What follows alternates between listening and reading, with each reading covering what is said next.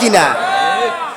টাকা দিলে পর টেস গরম মানে খালি উঠতেছে, তাম্বুরে খালি উঠতেছে। আর টাকা যদি না দেওয়া হয় তাহলে কলই রিসিভ হয় না। টাকা দেবো চাক্কা ঘুরবো, টাকা না চাক্কা ঘুরতে কি কিসের আলম রে? আলম কিসের?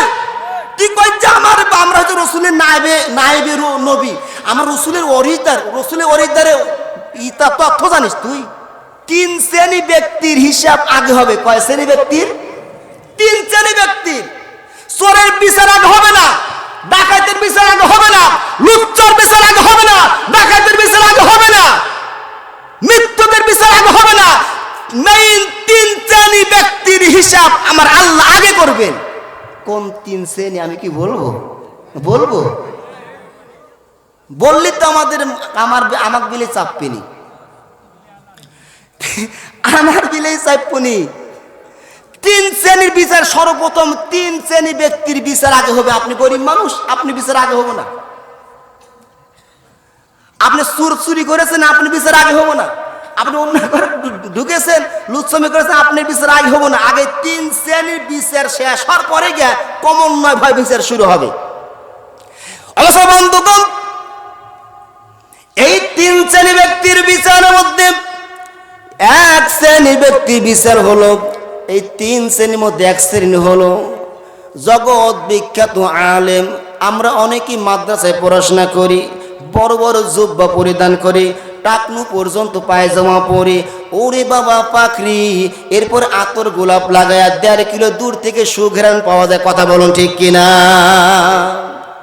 প্রথম হচ্ছে মানুষদেরকে আমার আল্লাহ 3 শ্রেণীর মধ্যে আলেমদেরকে ডাক দে, ও আব্দুর রহমান, ও রবিউল ইসলাম সাহেব, শোনো, আল্লাহ কি তোমাকে যে আমি জ্ঞান দিয়েছিলাম, তোমাকে যে আমি এলেম দিয়েছিলাম, এলেমটা কি করেছো? কোন পথে তুমি খাটাইয়াছো?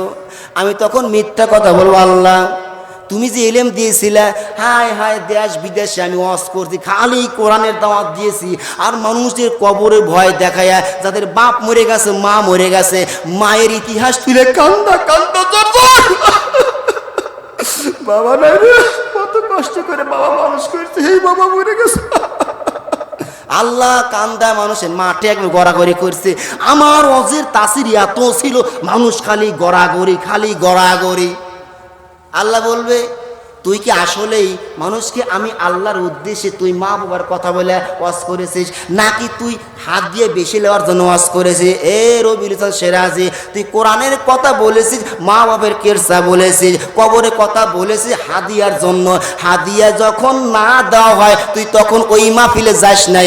দুনিয়ার মধ্যে যা সম্মান, যা গরুর গোস্ত, মুরগির গোস্ত যা খাইছি, অনেক খাইছিস, আলেমের সম্মান দুনিয়াতে পাইছিস, এখন আমি আল্লাহর কাছে কোনো সম্মান নাই। জোরে বলে নাউজুবিল্লাহ।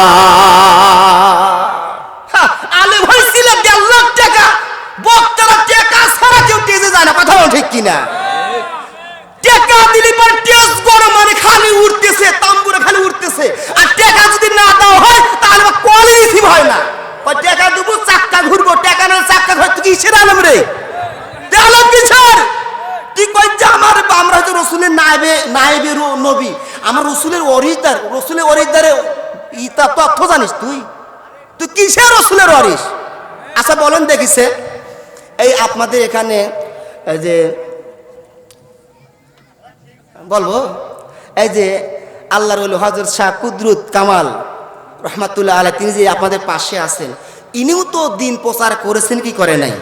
আরে অঞ্চলটা খালি হিন্দু ছিল, তাদের দ্বারে দ্বারে ঘরে ঘরে এই কোরআনের আল্লাহর বিধান পৌঁছে দেওয়ার কারণে এক পর্যায়ে পায়ে ঘরে ঘরেই কোরআনের দাওয়াত পৌঁছে গিয়ে সকল ইসলাম ধর্ম গ্রহণ করেছে। কথা বলুন ঠিক কিনা? ওদের দাওয়াতে ওদের কথায় তাসির ছিল, ওদের কথায় তাসির ছিল, এই জন্য মানুষকে বললে পারে যা বলতো শুনতো, শোনার পরে আমল করতো। এখন মানুষের এত কোরআন খুলে খুলে বলে, আবার কি কোরআন পুরো আঙ্গুল দিয়ে বলে, এই দেখ আল্লাহ বলতেছে, কি বলতেছে, তোমরা সুদ খাইও না, তোমরা ঘুষ খাইও না, জেনা করিও না। এ কথা বললে ওই নেই শেষ। 5 হাত যাওয়ার পরে হুজুর কি কে বলে কার কথা, ছাগলে কি না খায়, পাগলে কি না বলে, ওর কথা আমার শোনা লাগে, মানে কথা কোন তাসির নাই। أو كما قال عليه الصلاة والسلام المسلم من سلم المسلمون من لسان يده أو كما قال عليه الصلاة والسلام একদিন তোমারি নাম মসজিদে হবে এলান একদিন তোমারি নাম মসজিদে হবে এলান তৈরি থেকো তৈরি রেখো তৈরি থেকো তৈরি রেখো কবরের মাল সামান একদিন তোমারি নাম মসজিদে হবে এলান আল্লাহুম্মা সাল্লি আলা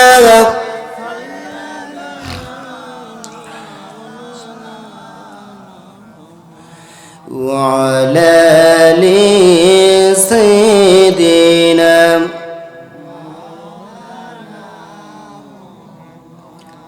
محبة اللهم صل على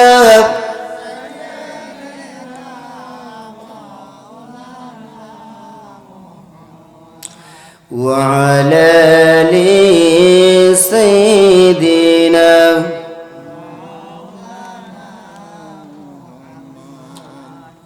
আলহামদুলিল্লাহ সপ্তম বার্ষিকী 2 দিন ব্যাপী তাফসীর কোরআনুল মাহফিলের শিক্ষিত এলাকার শিক্ষিত ভদ্র এলাকার ভদ্র বুজুর্গ দিন এলাকায় বুজুর্গ ব্যক্তিত্ব আল্লাহওয়ালা এলাকার আল্লাহওয়ালা ব্যক্তিত্ব আজকের মাহফিলের সভাপতি সাহেব আমার সদ্য দাদাজি আলহাজ আব্দুল গফুর জোয়াদ্দার সাহেব ভায়াত মাদ্দাজিল হুয়ালি আল্লাহ সুবহানাহু ওয়া তাআলা আমার এই দাদাকে যেন দিনের জন্য আরো কবুল ও মঞ্জুর করে সকলে আল্লাহুম্মা আমিন। কোরআনুল কারীমের মাহফিলের সভাপতিত্ব করবেন আমার উস্তাদুল মুকাররম, যিনি এই অঞ্চলে একজন জ্ঞানী ব্যক্তিত্ব, যাকে আমরা চলন বিল হিসাবে চিনি।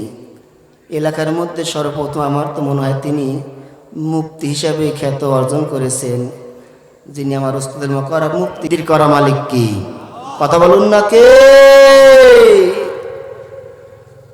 এই জন্য আপনাদের কাছে দোয়া চাচ্ছি সেই দুই ভাইয়ের জন্য, আল্লাহ যেন তাদেরকে অতি দ্রুত বেগে যেন সুস্থতা দান করে আমাদের মাঝে আবার পূর্বের মতো ফিরিয়ে দেয়, আমাদের সঙ্গে যেন পূর্বের মতো চলাফেরা করতে পারে।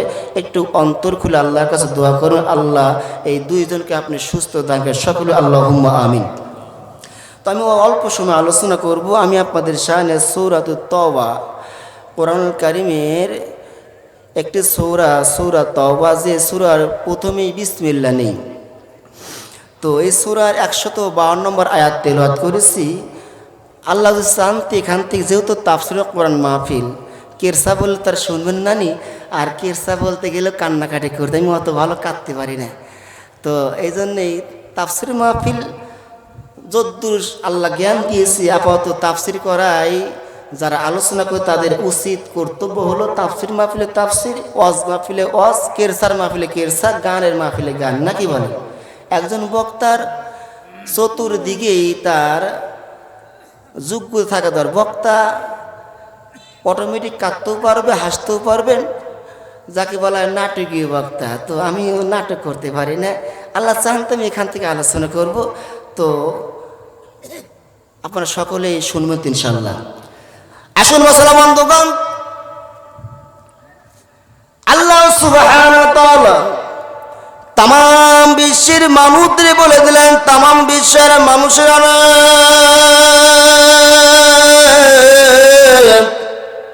আল্লাহ সুবহানাহু ওয়া তাআলা আমি তোমাদের সৃষ্টিকর্তা পালনকর্তা। এ বান্দা, আমি আল্লাহ তোদেরকে এত সুন্দর করে মায়া করে মহব্বত করে সৃষ্টি করলাম, আমি আল্লাহ সুবহানাহু ওয়া তাআলা তোদেরকে দুনিয়ার মধ্যে পাঠিয়ে দিয়েছি। এরপর যখন সময় শেষ হয়ে যাবে, ক্রমান্বয়ভাবে তোদেরকে আমি আল্লাহর কাছে আসতে হবে। কিন্তু আল্লাহর কাছে আসতে হলে তাহলে তোমরা যেতে উত্তম জাতি, উত্তম উম্মত আর শ্রেষ্ঠ মাখলুক, তাহলে শ্রেষ্ঠ মাখলুক হিসাবে তোমাদেরকে গুনাহমুক্তভাবে ইমানদার মুত্তাকিন হিসাবে তোমাদের আমার কাছে আসতে হবে। জোরে বলি সুবহানাল্লাহ। আমরা সকলেই নিজেদেরকে মুমিন হিসাবে দাবি করি, কেউ মুত্তাকিন হিসাবে দাবি করি, কেউ নামাজ হিসাবে দাবি করি, কেউ হাজি হিসাবে দাবি করি, আর কেউ আর খুবই জ্ঞানী হিসাবে নিজেকেই প্রকাশিত করি। কথা বলুন। এখন যেহেতু আমরা মুসলমান সন্তান, মুসলমান নিজেদেরকে মুমিন দাবি, অনেক পায় মুসলমানই নিজেকে মুমিন দাবি করে, কিন্তু মুমিন যারা প্রকৃত যারা মুমিন হতে হলে এই আয়াতের মধ্যে 8টি গুণ আছে। যার মধ্যে 8টি গুণ আছে সেই হচ্ছে প্রকৃত মুমিন। আর আল্লাহ সুবহানাহু ওই ব্যক্তিকে জান্নাতের সুসংবাদ জানিয়ে দিয়েছেন। একটু জোরে বলি সুবহানাল্লাহ, একটু জোরে বলি আল্লাহু আকবার। আমি এই 8টি পয়েন্ট বিষয়ে আলোচনা করব ইনশাআল্লাহ, কারণ আমরা সকলে মুমিন হিসেবে দাবি করি। দেখেন তো আমার আপনার মধ্যে এই 8টি গুণ আছে নাকি? যদি আমার আপনার মধ্যে এই 8টি স্বভাব, 8টি গুণ যদি থাকে, এই 8টি চরিত্র যদি আমার আপনার মধ্যে থাকে, তাহলে আল্লাহ সুবহানাহু রাসূল নবী গো, তাহলে আপনি তাদেরকে সুসংবাদ জানিয়ে দেন, তারা হচ্ছে প্রকৃত মুমিন। আর মুমিনদের জন্য আমি আল্লাহ সুবহানাহু ওয়া তাআলা জান্নাত তৈরি করে গেছেন। একটু জোরে বলি সুবহানাল্লাহ, একটু জোরে বলি আল্লাহু আকবার। আমার বন্ধুরা, আল্লাহ সুবহানাহু ওয়া তাআলা রাসূল ইয়া রাসূলুল্লাহ হাবিবাল্লাহ নবীজি আপনার উম্মতদেরকে জানিয়ে দেন, আপনার উম্মতদের কাছে ওপেন করে দেন, আপনার উম্মতদেরকে আপনি শোনায়া দেন, আপনার উম্মতদের কর্ণ করে আপনি পৌঁছায়া দেন। যে ব্যক্তি নিজেকে মুমিন হিসাবে দাবি করবে, এই 8টি গুণ যার মধ্যে আছে, ওই ব্যক্তিকে আপনি সুসংবাদ জানিয়ে দেন, ওয়াবাশশিরিল মুমিনিন।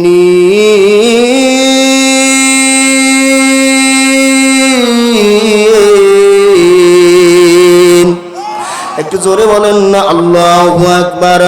সেই ব্যক্তি প্রকৃত হচ্ছে মুমিন। আর মুমিনদের জন্য আমি আল্লাহ সুবহানাহু জান্নাত তৈরি করে রেখেছি। আর জান্নাতীদেরকে সুসংবাদ জানিয়ে দেন, ফাদখুলি ফি ইবাদি ওয়াদখুলি জান্নাতি।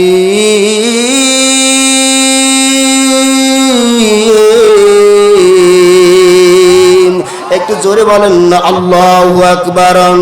অন্তর খুলে বলেন না আল্লাহু আকবার। জীবনের শেষ তাকবীর মনে করে বলেন না আল্লাহু আকবার। আমার বন্ধুরা, আমার ভাইরা, আল্লাহ সুবহানাহু প্রথম নাম্বার গুণের কথা বললেন, ও মুমিনেরা, যারা তোমরা মুমিন হিসেবে যারা তোমরা দাবি করো, 1 নম্বর গুণ হলো আত-তাইবু।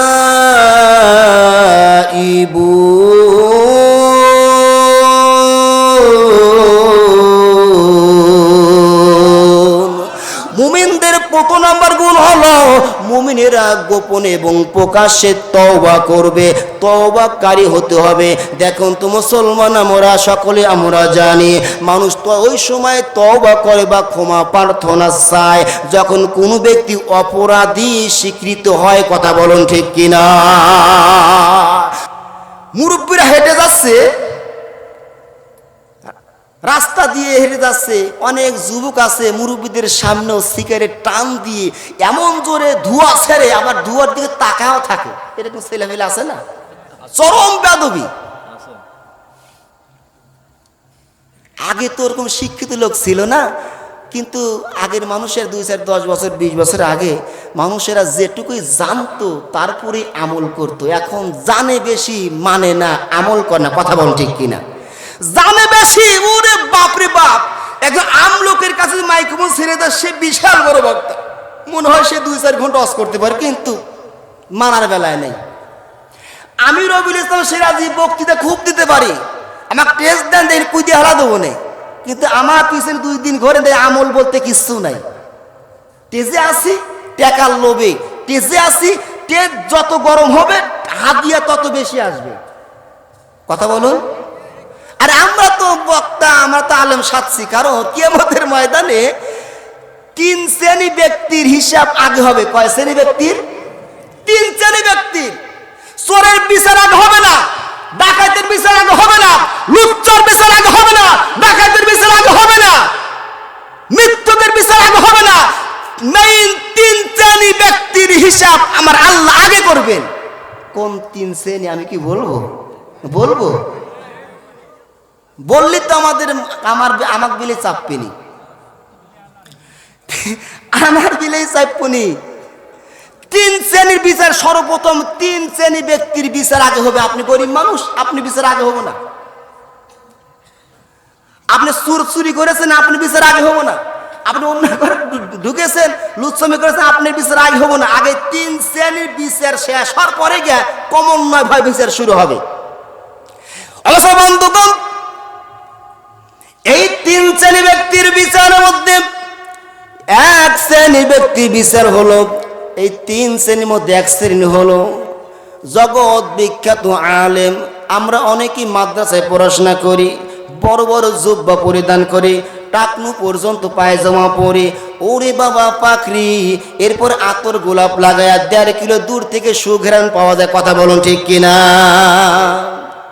প্রথম হচ্ছে মানুষদেরকে আমার আল্লাহ 3 শ্রেণীর মধ্যে আলেমদেরকে ডাক দে, ও আব্দুর রহমান, ও রবিউল ইসলাম সাহেব, শোনো, আল্লাহ কি তোমাকে যে আমি জ্ঞান দিয়েছিলাম, তোমাকে যে আমি এলেম দিয়েছিলাম, এলেমটা কি করেছো, কোন পথে তুমি খাটাইয়াছো? আমি তখন মিথ্যা কথা বলবো, আল্লাহ তুমি যে এলেম দিয়েছিলে, হায় হায় দেশ বিদেশে আমি ওয়াজ করছি, খালি কোরআনের দাওয়াত দিয়েছি, আর মানুষের কবরে ভয় দেখায়, যাদের বাপ মরে গেছে, মা মরে গেছে, মায়ের ইতিহাস তুলে কান্দা কান্দা বাবা নাই রে, কত কষ্ট করে বাবা মানুষ করছে, এই বাবা মরে গেছে। আল্লাহ কান্দায় মানুষের মাঠে একদম গড়াগড়ি করছে। আমার অজের তাসির এত ছিল, মানুষ খালি গড়াগড়ি, খালি গড়াগড়ি। আল্লাহ বলবে, তুই কি আসলেই মানুষকে আমি আল্লাহর উদ্দেশ্যে তুই মা বাবার কথা বলে ওয়াজ করেছিস, নাকি তুই হাত দিয়ে বেশি নেওয়ার জন্য ওয়াজ করেছিস? এ রবিউল ইসলাম সিরাজি, তুই কোরআনের কথা বলেছিস, মা বাবার কেরসা বলেছিস, কবরের কথা বলেছিস হাদিয়ার জন্য। হাদিয়া যখন না দেওয়া হয় তুই তখন ওই মাহফিলে যাস নাই। দুনিয়ার মধ্যে যা সম্মান, যা গরুর গোস্ত, মুরগির গোস্ত যা খাইছি, অনেক খাইছি, আলেমের সম্মান দুনিয়াতে পাইছিস, এখন আমি আল্লাহর কাছে কোনো সম্মান নাই। জোরে বলে নাউজুবিল্লাহ। আলেম হয়েছিল 1.5 লাখ টাকা, বক্তারা টাকা ছাড়া কেউ টেজে যায় না। কথা বল ঠিক কিনা? টাকা দিলে পর টেজ গরম, মানে খালি উঠতেছে, তাম্বুরে খালি উঠতেছে। আর টাকা যদি না দেওয়া হয় তাহলে কলই রিসিভ হয় না। ওই টাকা দেবো, চাক্কা ঘুরবো, টাকা না চাক্কা ঘুর, তুই কিসের আলেম রে? আলেম কিসের? তুই কই যে আমরা হচ্ছে রসুলের নায়েবে নবী, আমার রসুলের ওয়ারিসদার, রসুলের ওয়ারিসদারে ইতা তথ্য জানিস তুই? তুই কিসের রসুলের ওয়ারিস? আচ্ছা বলেন দেখিছে, এই আপনাদের এখানে এই যে বলবো, এই যে আল্লাহর ওলি হযরত শাহ কুদরত কামাল রহমাতুল্লাহ আলাইহি, তিনি যে আপনাদের পাশে আছেন, ইনিও তো দিন প্রচার করেছেন কি করে নাই?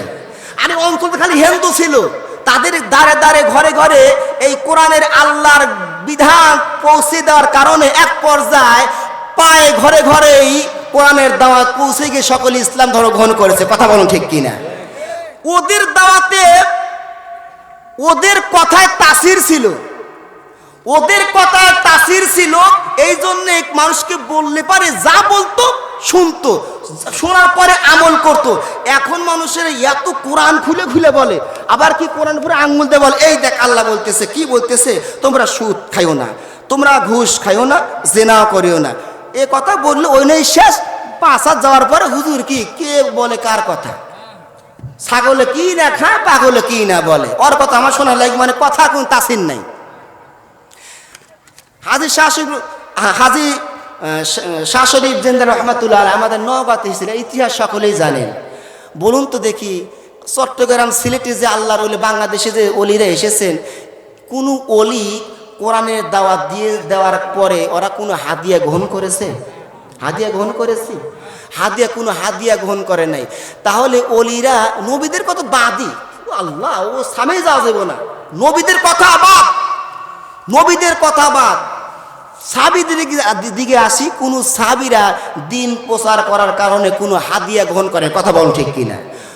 সাহাবীদের কথাও বাদ, তাবে তাবেইন, এই তাবে হজরতে ওই যে বুখারী রহমাতুল্লাহ আলাইহি, মুসলিম রহমাতুল্লাহ আলাইহি, এইসব যে বড় বড় তাবি ছিল, এরা যে এই যে হাদিসগুলো সংগ্রহ করছে, একটা হাদিসের অংশ গোছানোর জন্য, নেওয়ার জন্য 200-100 মাইল 200 মাইল তারা পায়ে হেঁটে গেছে। ঠিক না হুজুর? এক অংশ না যাই পড়েছে। ভাই এই অংশটা হাদিস তো ফুল হয়নি, তাহলে ফুল কোথায়? ভাই আমার জানা মোতাবেক সেই ধরেন সেই সিরাজগঞ্জের ওই কুলোজাবের ওই পাশে একজন সাহাবী আছে, হয়তোবা এই অংশটুকু আর কাজ গেলে পাওয়া যাবো। এখানে তো সিরাজ কুলোজাব তাও 40-45 কিলো, পায়ে হাইটে এই একটা অংশ গ্রহণের জন্য, সংগ্রহ করার জন্য তার পায়ে হেঁটে গেছে। সেখন তার যানবাহন ছিল না, পায়ে হেঁটে 100 কিলো 200 কিলো পায়ে হেঁটে গেছে।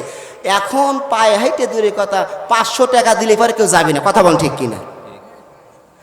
ওরা যে এত কষ্ট করে হাদিসগুলি সংগ্রহ করেছেন, এক জায়গায় গোষ্ঠিত করেছেন, কোন তাবে তাবিন তারা এত কিছু করার পরে কোনো উপঢৌকন গ্রহণ করেন নাই। কথা বলুন ঠিক কিনা? ওলি আল্লাহরা ইসলাম প্রচার করে তারা কোনো উপঢৌকন, কোনো টাকা পয়সা হাদিয়া গ্রহণ করে নাই।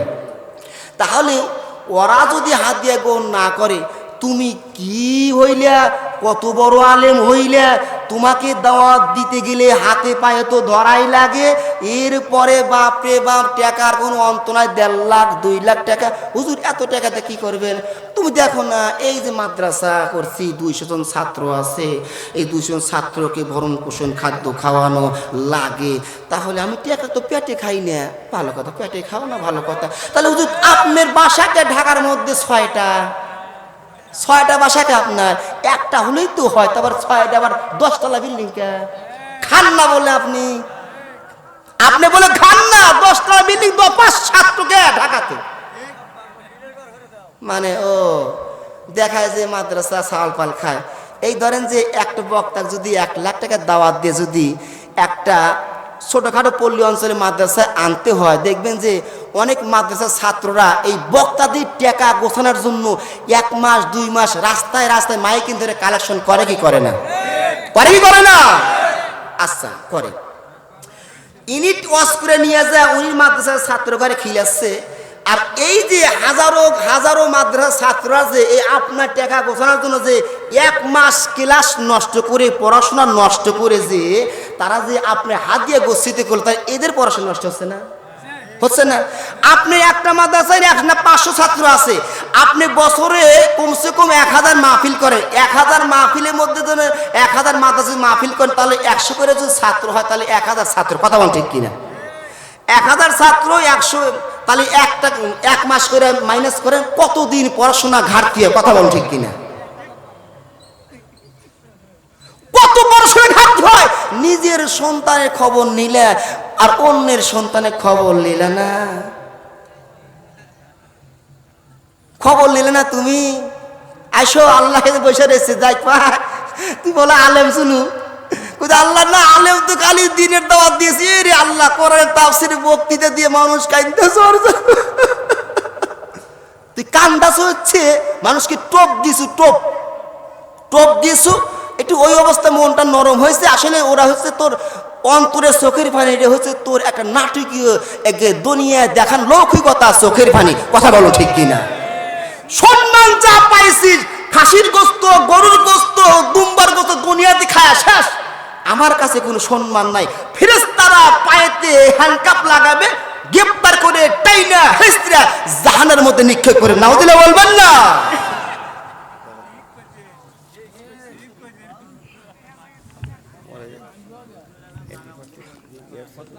এই জন্যে আজকে মাহফিলের তাসির নাই, ওয়াজের কোনো তাসির নেই। কারণ ওই যে সূরা ইয়াসিনের আয়াত নম্বর বোধহয় 21 না 23, ইত্তাবিউ মাল্লা ইয়াসআলুকুম মাজরাও, যারা হাদিয়া উপঢৌকন নিয়ে যারা যারা বয়ান দেয় তাদের কথা তোমরা শ্রবণ করো না, কারণ আর হাদিয়া না নিয়ে যারা কথা বলে তাদের কথা শোনো, তারা হচ্ছে সুপথ প্রাপ্তর উপরে আছে। একটু জোরে বলি সুবহানাল্লাহ। টেহার যদি মধ্যে আপনারা দেন আমি কি করবো এখন? আপনার টেকা আছে, টেকাও নাই, অত টেকা আমি দিবার পারবো না। অবশ্যই বন্ধুগণ, 3 শ্রেণী ব্যক্তির মধ্যে 1 নম্বর হচ্ছে আলেমদেরকে ডাকবে, আসো। আলেমরা যাবি, দুনিয়ার মধ্যে সম্মান দিয়েছিলাম, ইলম দিয়েছিলাম, ইলমটা কাজে লাগাও নাই, দুনিয়ার লৌকিকতা, নিজেকে বড় তুমি ইলম অর্জন করলে মানুষেরা বিশাল বড় বক্তা বলবে, তোমারে ধৈর্য ধৈর্য সেলফ লিবে, ছবি তুলবে, ফেসবুকে ভাইরাল করবে। দুনিয়া যত সম্মান দুনিয়ার মধ্যে পাওয়া গেছো, দুনিয়ার টাকা পয়সা দুনিয়ার মধ্যে পাওয়া গেছে, আমার কাছে কোনো সম্মান নাই। এবার ফেরেশতারা যখন তাদেরকে টেনে জাহান্নামের মধ্যে নিক্ষেপ করবে। 2 নম্বর হচ্ছে আল্লাহ সুবহানাহু ওয়া তাআলা তোমাদের দুনিয়ার মধ্যে সম্পদ দিয়েছিলাম, এই সম্পদগুলো কি করেছো? এবার দানবের বল, আল্লাহ যে সম্পদ তুমি দিয়েছিলে এই সম্পদগুলো আমি গরিবদের মাঝে বন্টন করেছি, যারা অভাবে ছিল অভাবীদের কাছে আমি বন্টন করেছি। আল্লাহ বলে, না না না, তুই দান করেছি এই জন্যে যে আমি যদি এখানে দান করি মানুষের আমাকে দানবীর বলবে, জোরে সরে স্লোগান দিবে, ও ভাই অমুক ভাই সাহেব লিল্লাহি তাকবীর, অমুক সাহেব 5 লক্ষ টাকা দান করেছে। দুনিয়ার মধ্যে যত তাকবীর দুনিয়ার মধ্যে পাইছো, আমার কাছে কোনো সম্মান নেই, যা যা যা তুই জাহান্নামে হইয়া যা। ফেরেশতারা সঙ্গে সঙ্গে টাইনা হেসে ওই ব্যক্তিকে জাহান্নামের মধ্যে নিক্ষেপ করবে। জোরে বলে নাউজুবিল্লাহ।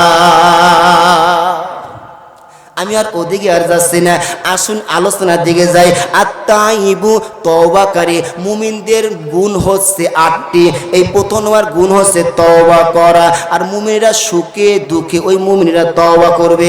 আর যদি ওই ব্যক্তিকে 4টি লাখ পুরস্কার দান করে, জোরে বলে সুবহানাল্লাহ। আমার বন্ধুরে, এই 4টি গুণের মধ্যে 4টি লাভের মধ্যে 4টি পুরস্কারের মধ্যে তওবাকারীদের পুরস্কার হচ্ছে 4টি।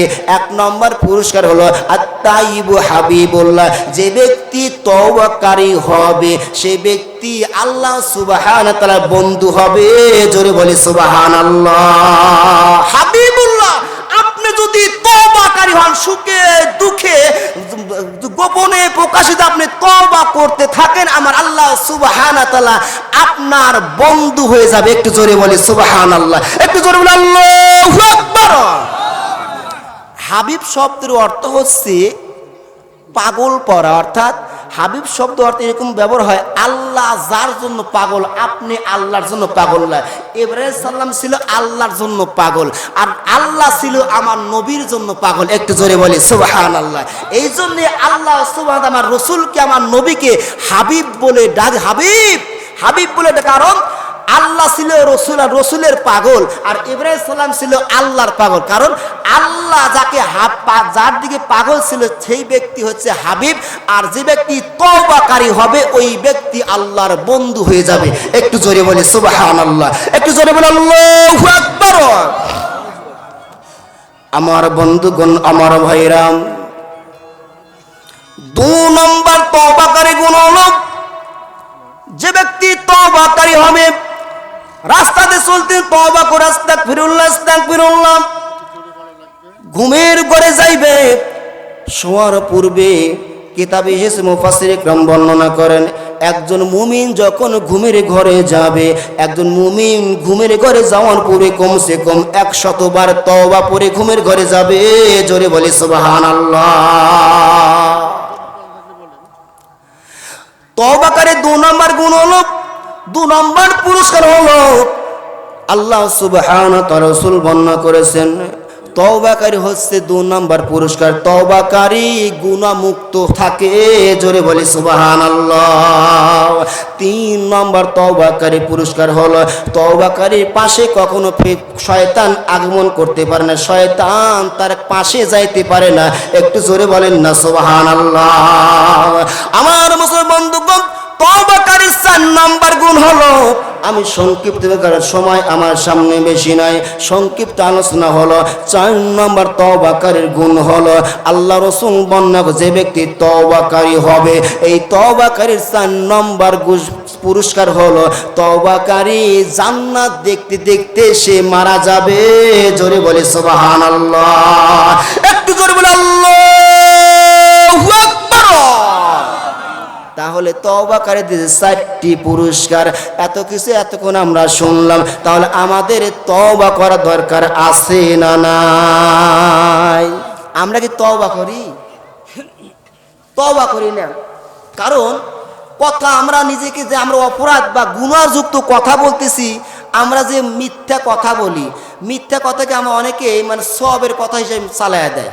মিথ্যা কথা বলতেছে, চগলখড়ি করতেছে, সে মনেই করতেছে এরা গুনাহ হচ্ছে।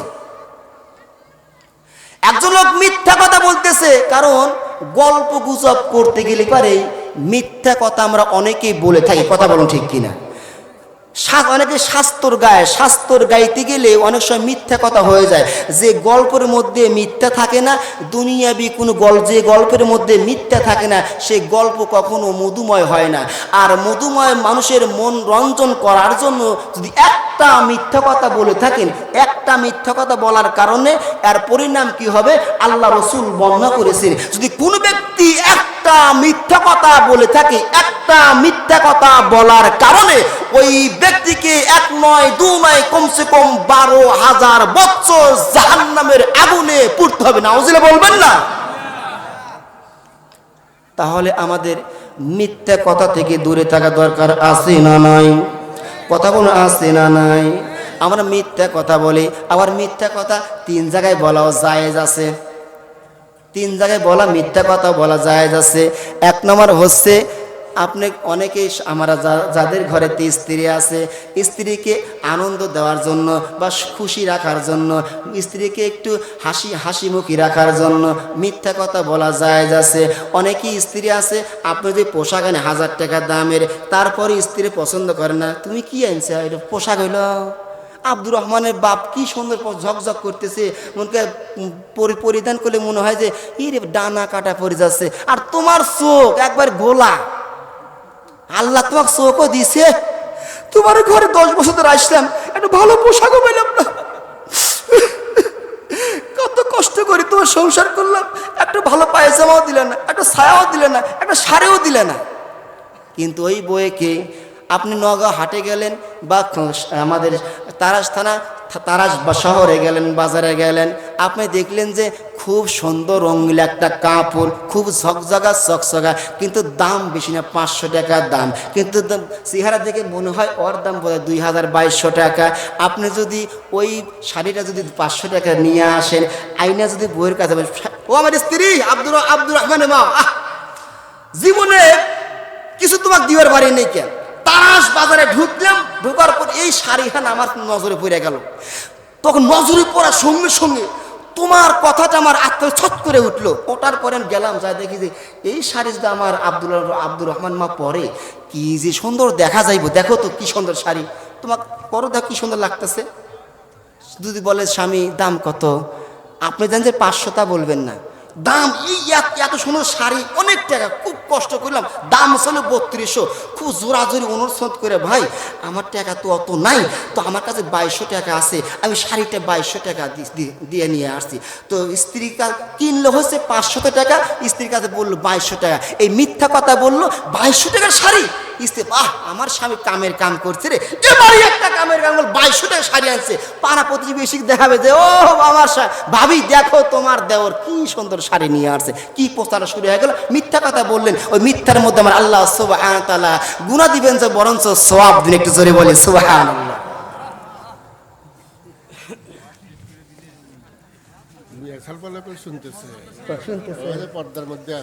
না শোনে। আচ্ছা, এরপরে আর এক জায়গায় মিথ্যা কথা বলা যায় যাচ্ছে, আমাদের সমাজের মধ্যে অনেক জায়গায় গন্ডগোল, ফেতনা, মারামারি, কাটাকাটি হয় কি হয় না? হয়। প্রধানদের কাছে অভিযোগ যায়, প্রধান এখন 2 পক্ষকে অতি তাড়াতাড়ি দ্রুত বেগে মীমাংসা করার লক্ষ্যে ওই 2 পক্ষের কাছে মিথ্যা কথা বলতে পারবে। দুই পক্ষের কাছে ওই প্রধান সাহেব মিথ্যা কথা বলতে পারে। দেখেন ভাই আব্দুর রহমান, তোমাকে তো আমাকে তাই বললো, ধরেন যে এই আমার মুফতি সাহেব চলনগুলি সাহেব কাছে বিচার চাইছে, আমি হচ্ছে অপরাধ করেছি, উনি কাছে দুই পক্ষে অভিযোগ দিয়েছে। আর মুফতি সাহেব আমার কাছে এসে বলে যে ভাই রবুল, তুমি তো ওই আব্দুর রহমানের গাল দিয়েছিলে। তিনি দুঃখ প্রকাশ করলো যে আমার ভাই তাই গাল দিল, কিন্তু আমি কি অপরাধ করলাম, কি গাল দিল, আসলে এই ভাইয়ের সাথে অপরাধ হয়তো আমি হয়ে গেছে, তো অপরাধ করিয়ে ফেলেছি, আমার তার সঙ্গে বাড়াবাড়ি করা ঠিক হয়নি। এরকমভাবে যদি দুই পক্ষকে যদি মীমাংসার লক্ষ্যে মিথ্যা কথাও বলে, তাহলে মিথ্যা কথা বলা সেটা সওয়াবের কাজ হবে। একটু জোরে বলে সুবহানাল্লাহ। কিন্তু এখন তো আর মীমাংসা করার জন্য মিথ্যা কথা বলে না, এখন কিছু গোপনে গোপনে হাদিয়ে নেওয়ার জন্য মিথ্যা কথা বলে। কথা বল ঠিক কিনা? অপরাধ করেই নেই, চাপা অপরাধ করেছিস তুই, ওর ঘুমুকতে কথা বলেছিস তুই, একা তোর পাওয়ার দিল কে রে? কিন্তু আসলে কোনো অপরাধী করে নাই। তখন চিন্তা কর, কি রে বাবা, প্রধানেরই এত গরম, বিষ একা একাই এত গরম, বিষের বোঝা কি বান হয়। হুজুর সাহেব, প্রধান সাহেব 10,000 টাকা দিচ্ছি, একটু চাইফিয়া যান, মানে চাপা পিটলো, গরম ঝাড়লো টাকার জন্য। কথা বলুন ঠিক কিনা? 3 নম্বর হচ্ছে একজন ব্যক্তি অপরাধ করে নাই, কিন্তু ফাঁসির আসামি হয়ে গেছে, ফাঁসি হয়ে যাবে, মৃত্যু দণ্ড হয়ে যাবে। একটা কথা বললে পারে, একটা মিথ্যা কথা বললে পারে ওই ব্যক্তি নাজাত পেয়ে যাবে, জীবন রক্ষা পাবে। ওই ব্যক্তির জীবন রক্ষার খাতিরে একটা মিথ্যা কথা বলা জায়েজ আছে। জোরে বলে সুবহানাল্লাহ। আমার মুসলমান বন্ধুগণ, আত্তাইবু তওবাকারী, আমাদের সকলকে তওবা করতে হবে। 2 নম্বর মুমিনদের 2 নম্বর গুণ হলো, আমার ভাইরা, আমার বন্ধুগণ, মুমিনদের 2 নম্বর গুণ হলো আবিদুন, ইবাদতকারী হতে হবে। আমাদের সকলের 2 নম্বর গুণ হচ্ছে ইবাদতকারী, অর্থাৎ আল্লাহর হুকুম মেনে নিয়ে আমাদের দুনিয়ার মধ্যে চলতে হবে। আল্লাহর হুকুম আপনি যেগুলি মানবেন সেগুলো ইবাদত হয়ে যাবে। জোরে বলে সুবহানাল্লাহ। তাহলে আবিদুন, ইবাদতকারী, আমাদের সকলের ইবাদত করা দরকার আছে না নাই? নামাজ পড়া ইবাদত, সম্পদ থাকলে হজ করা ইবাদত, সম্পদ থাকলে যাকাত দেওয়া ইবাদত, রমজান মাসে রোজা করা ইবাদত। এই জাতীয় যতগুলো আল্লাহর বিধান আছে সমস্ত বিধানগুলোকে মেনে নেয় হচ্ছে ইবাদত। এক কথায় আল্লাহ সুবহানাহু ওয়া তাআলার কোরআনুল কারীম, রাসূলের সুন্নাত হাদিস মোতাবেক জীবন যাপন করা হচ্ছে ইবাদত। ইবাদত করা আমাদের দরকার আছে না নাই? আল হামিদুন,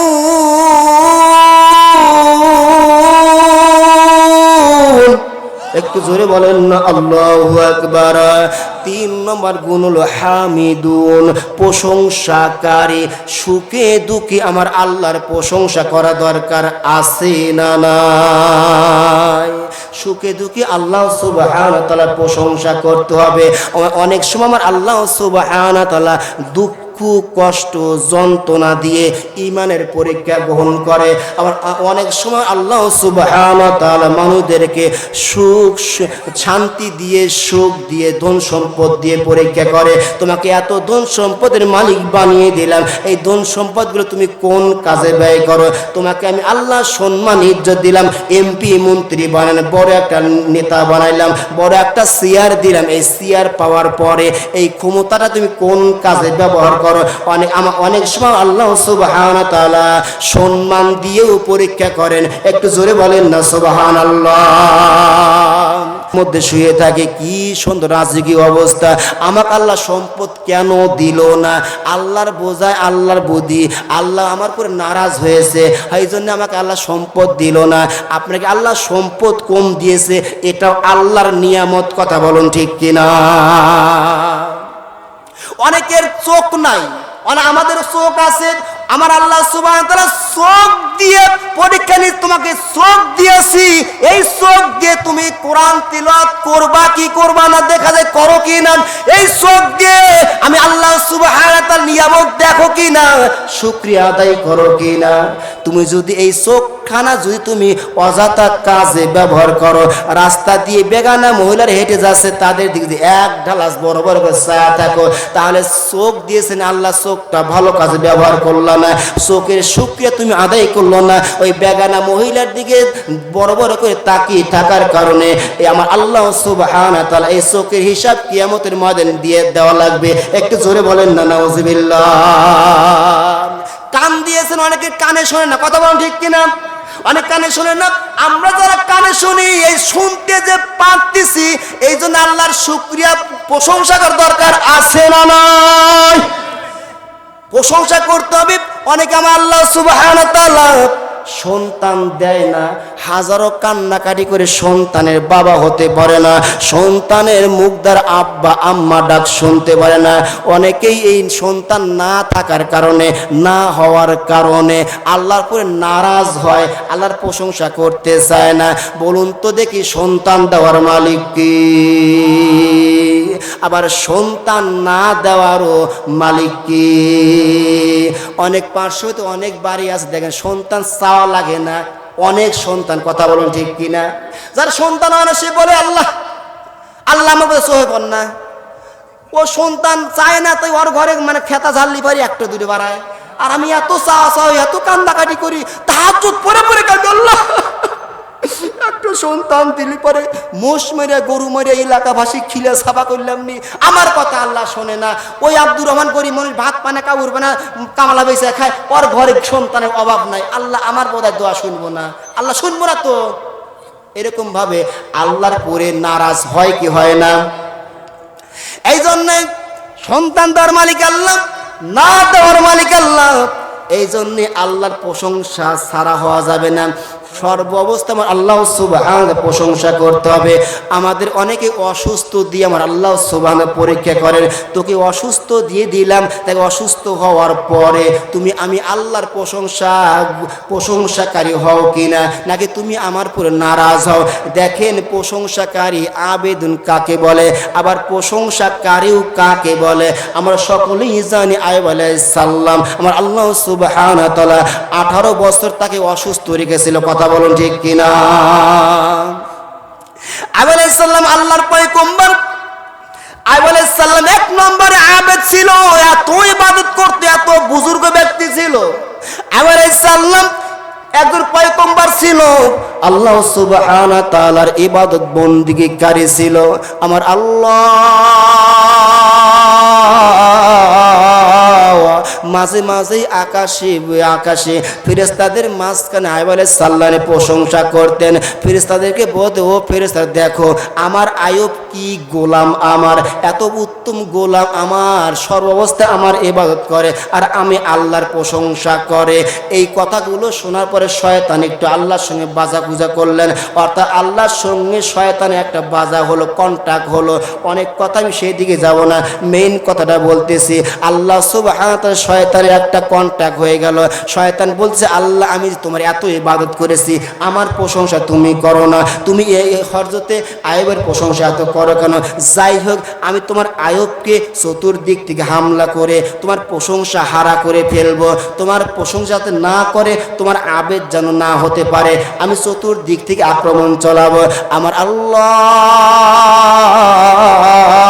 শয়তানকে বললেন, শয়তান রে চেষ্টা করো, দেখো আমার আইয়ুবকে আমার থেকে দূরে সরাতে পারো কিনা, আমার থেকে জুদা করতে পারো কিনা, আমার ভালোবাসা, আমার প্রশংসাকারী সারা করতে পারো কিনা। এবার শয়তান তার কাজে লেগে গেলেন। এক পর্যায়ে আইয়ুব আলাইহিস সালামের 6টা সন্তান ছিল, শয়তান চক্রান্ত করে 6টা সন্তানকেই মেরে ফেলে দিল। এক পর্যায়ে যে মাদ্রাসায় সন্তানগুলো পড়তো, এবার সেই সন্তান ওই মাদ্রাসার দেওয়াল ধসে পড়ে 6টা সন্তান দেওয়ালের নিচে পড়ে গেলেন। 6টা সন্তান যখন মারা গেল, এবার ওস্তাদ কাঁদতে কাঁদতে কাঁদতে কাঁদতে রাজদরবারে চলে আসলেন। পয়গম্বরের কাছে বলে, পয়গম্বরের কাছে এসে কাঁদতেছে, পয়গম্বরের কাছে এসে কাঁদতেছে, ঠোঁটগুলো কাঁপতেছে, চোখ দ্বারা দর দর করে পানি পড়তে, কারণ পয়গম্বরের 6টা সন্তান একসঙ্গে মারা গিয়েছে। পয়গম্বরের কাছে আমি কি জবাব দিব, এই ভয়ে তিনি কাঁদতেছে, কোনো কথা বলতেছে না। এবার পয়গম্বর আইয়ুব আলাইহিস সালাম এবার শিক্ষক দিয়ে তাকিয়ে দেবে, হুজুর আপনার ঠোঁটগুলো কাঁপতেছে, চোখ দ্বারা পানি পড়তেছে, আপনি কথা বলেন না কেন, কি হয়েছে? এবার আইয়ুব আলাইহিস সালামের সামনে দাঁড়ানো সেই শিক্ষক বলতে, পয়গম্বর, আল্লাহর পয়গম্বর, কি কথা বলো, কথার কোনো ভাষা খুঁজে পাচ্ছি না, তো আমি কথা বলতে এসেছি, কথাটা ভয়ে বলবো না নির্ভয়ে বলবো? আইয়ুব আলাইহিস সালাম বলতে, তুমি নির্ভয়ে বলো। এবার শিক্ষক বলতেছে, আল্লাহর পয়গম্বর, আমার কাছে যে 6টা সন্তান পড়াশোনা করত, হঠাৎ করে ঘরের মধ্যে ওয়ালটা ধসে গেল, ধসকে যাওয়ার পরে 6টা সন্তান বিল্ডিংয়ের নিচে পড়ে মারা গেছে, একসঙ্গে মারা গিয়েছে, এই জন্য কাঁদতে কাঁদতে আপনার কাছে এসেছি। এবার পয়গম্বরের কাছে খবরটা যখন পৌঁছে গেল, পয়গম্বর সঙ্গে সঙ্গে দিন সেজদায় পড়ে আল্লাহর প্রশংসা করলেন। জোরে বলি সুবহানাল্লাহ, একটু জোরে বলি আল্লাহু আকবার। এবার সিজদায় পড়ে আল্লাহর প্রশংসা করার পরে আইয়ুব আলাইহিস সালাম এবার দাঁড়িয়ে গেলেন, দাঁড়ানোর পর তার চেয়ার কুরসিতে বসলেন। এবার শিক্ষক বা দরজা রাজ দরবারের লোকজন বলতে, আল্লাহর পয়গম্বর, আপনার কাছে 6টা সন্তান মৃত্যুর সংবাদ আসলো, আপনি কান্নাকাটি করলেন না, মন খারাপও করলেন না। এবার পয়গম্বর বলতে, ও আমার দরবারের লোকেরা, আমার আল্লাহ সুবহান সন্তান দিয়েছে আমার আল্লাহ, নিয়েছে আমার আল্লাহ, এখানে যার মাল সেই নিয়ে গেছে, আমার এখানে লাভও নাই লসও নাই। জোরে বলে সুবহানাল্লাহ, একটু জোরে বলে আল্লাহু আকবার। লা ইলাহা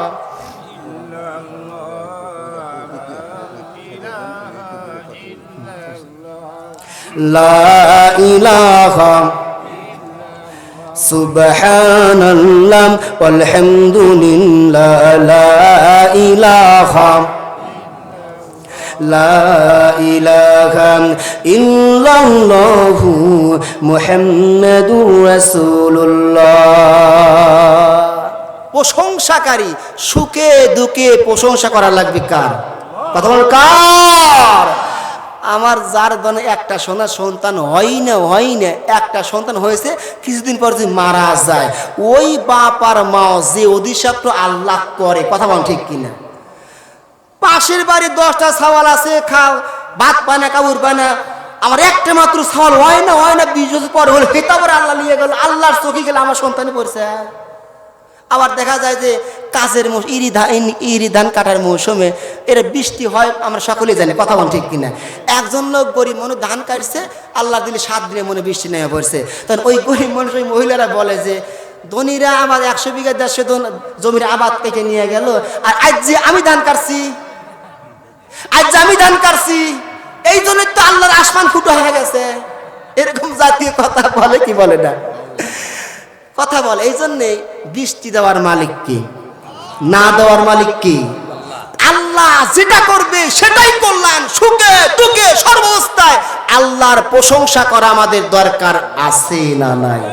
তো মুমিনদের 8টি গুণের মধ্যে 3টি গুণ বলতেছিলাম, তো আমি আর সামনের দিকে যাচ্ছি না। তো এতক্ষণ যাওয়া যে কথাগুলো বলেছি, আমার আল্লাহ সুবহানাহু ওয়া তাআলা আমাদের সবাইকে যেন যে আমলের কথাগুলো যেন আমাদের সবাইকে আমল